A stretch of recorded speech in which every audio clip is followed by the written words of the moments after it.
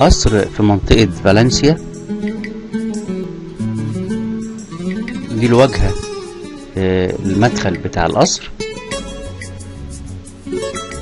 وده الواجهة البحرية على البحر للقصر.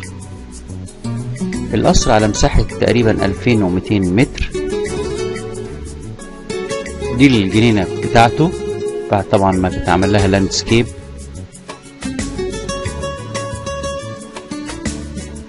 ونجيلة. انا دخلت دلوقتي القصر على دورين، كل دور مساحة 800 متر. ده الريسبشن،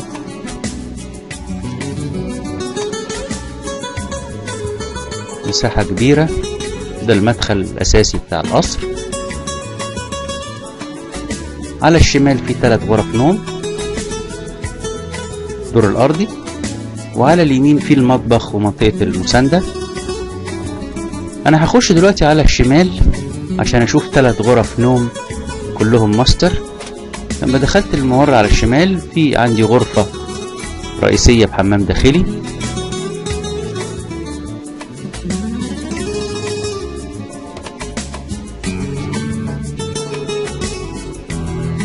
دريسنج روم مع الحمام بتاعها.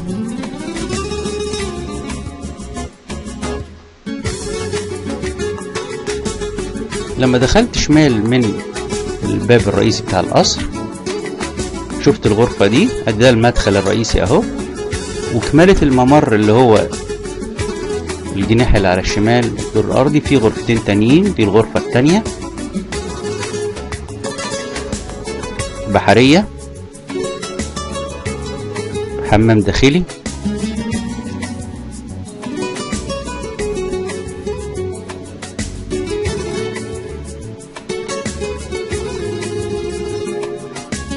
ودريسنج روم، وبعدها جنبها الغرفة التانية بالحمام الداخلي ودريسنج بتاعها.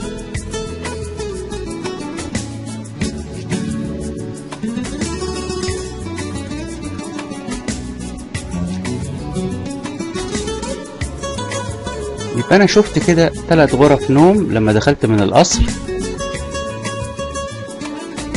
على الشمال. دلوقتي الممر اللي على الشمال ده اهو المدخل بتاع القصر، ومنطقة ريسبشن واسعة، وجزء بتاع شايف انا دلوقتي برضو جزء من الجنينة اللي هو عند مدخل القصر. هخش بقى من الدور الارضي وانا داخل من القصر على اليمين اللي هو المطبخ. ده الجزء الخارجي بتاع المطبخ.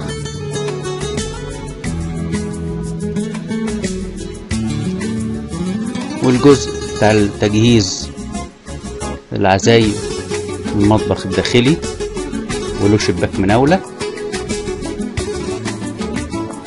وده باب للمطبخ. ده شباك المناولة للسفرة. والسفرة طبعا المنطقة دي تتجهز. ولو انا عايز اشوف بقى يعني قصر متجهز ومفروش عشان اشوف ممكن ده يتفرش ازاي، اشوف القصر رقم 17 على الموقع. من المطبخ في جزء بتاع الثلاجات بقى. انا في المطبخ اهو، الجزء الداخلي للمطبخ.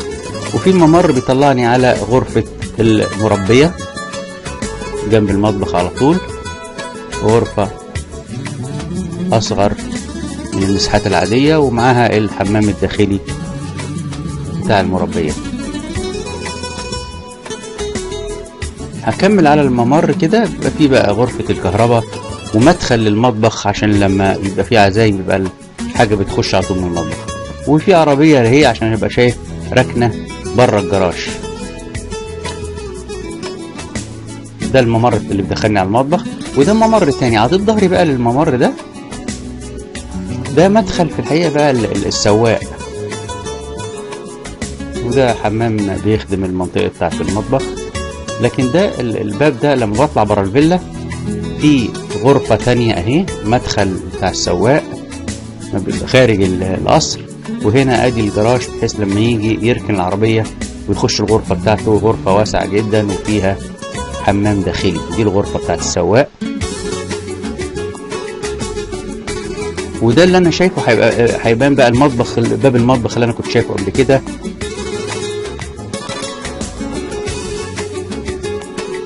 هرجع بقى تاني عشان اخش بقى القصر التاني واطلع الدور العلوي.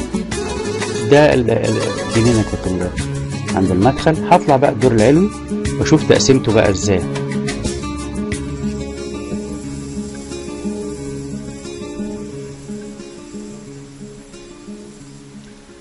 انا دلوقتي لما طلعت الدور العلوي في بقى منطقة ريسبشن واسعة وفيها اوفيس صغير اهو.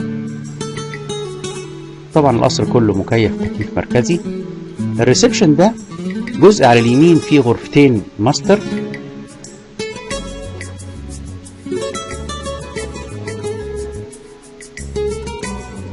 وجزء على الشمال ده فيه غرفتين برضو ماستر تانيين. الغرفتين دول بيطلوا، واما الممر ده بقى بيوديني على الجناح بتاع الغرفة الملكية. هخش الاول اشوف الغرفتين دول اللي هم بيطلوا على الجنينة بتاعت المدخل القصر. ادي الغرفة الاولانية بحمام داخلي،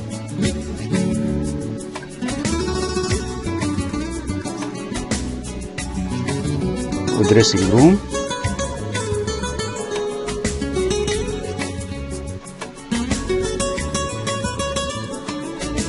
دريسنج روم. وهطلع من الغرفة الاولانية دي هخش على الغرفة التانية. يبقى انا كده شفت غرفتين من الجناح الاولاني في الدور العلوي، غرفتين ماستر وبيطلوا على الحديقة اللي هي عند مدخل القصر. والغرفة دي ليها راس واسع، وانا شايف بقى القصور اللي هي الصف الثاني تبقى على تبة. دي يعني بنقول عليها الواجهة القبلية اللي هي عند مدخل الرئيسي بتاع القصر. هطلع بقى من الجزء ده، ارجع تاني للريسبشن بتاع الدور العلوي. الريسبشن الواسع ده برضو فوق اللي هو في اوفيس. ده اللي قلنا الغرفة الملكية هرجع لها الاوفيس. هخش بقى على الجزء الثاني، غرفتين نوم برضو، كل غرفة بحمام داخلي. ادي الغرفة الاولانية من الجزء الثاني من مدخل القصر. دول بقى غرفتين بحري. الغرفتين دول شايفين البحر، كل واحدة لها دريسنج روم وتراس تاني.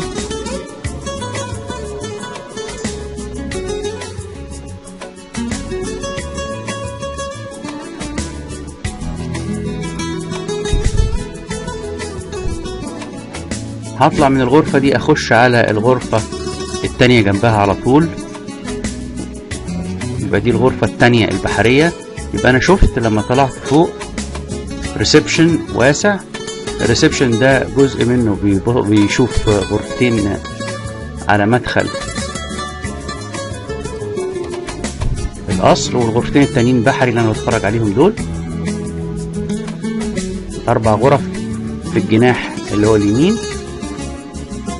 وهرجع تاني الريسبشن عشان اخش بقى الغرفة الملكية.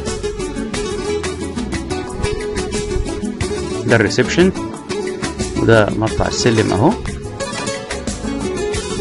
ريسبشن باوفيس. هخش بقى على الممر اللي بيطلعني بقى على الجناح التاني بتاع الدور العلوي، على الغرفة الملكية. وشايف طبعا برضو اللي هي الواجهة القبلية بتاعت القصور التانية. الغرفة الملكية ليها مدخلين، ده مدخل رئيسي وده بيدخلني على المدخل التاني. من الغرفة الملكية هخش على الشمال بقى فيه 2 دريسنج روم وحمام واسع، وعلى اليمين في مساحة الغرفة بقى واسعة جدا وفيها تراس واسع بحري. ده المدخل التاني بتاع الغرفة الملكية.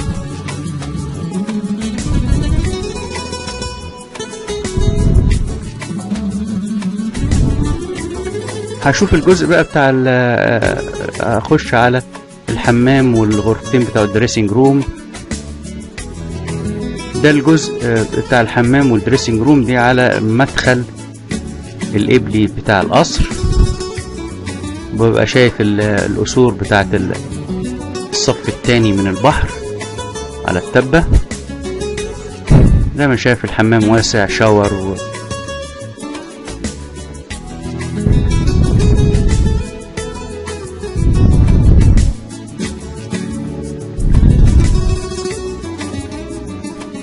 في الحقيقة القصر يعتبر في أحلى حتة في مراسي، تبقى جنب أرماني وبحري. قصر رائع. شكرا.